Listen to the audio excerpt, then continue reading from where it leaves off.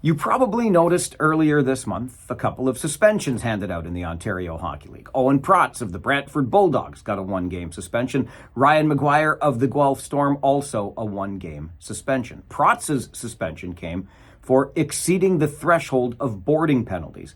Maguire got his for exceeding the threshold for penalties for checking to the head.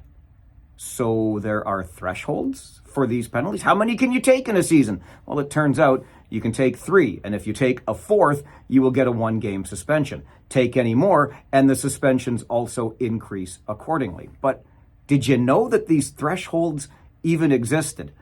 I know I didn't, or if I did at one point, I had forgotten. It turns out these thresholds were put on the books a decade ago. It was the off-season of 2014 that Commissioner Branch, along with enhancements around the rules around fighting, also introduced these penalty thresholds. Did you also know that along with boarding and checking to the head, there are also thresholds for checking from behind, clipping, and kneeing?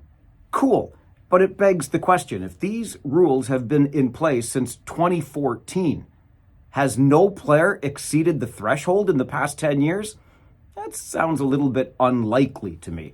Has this penalty not been enforced for the past 10 years? That sounds a little bit more likely. Look, I guess the good news is that they're enforcing the penalty now, but you got to wonder what happened between 2014 and today that the Ontario Hockey League has suddenly decided to enforce the penalty thresholds. I'm Farwell. It's Friday. We'll see you at the rink.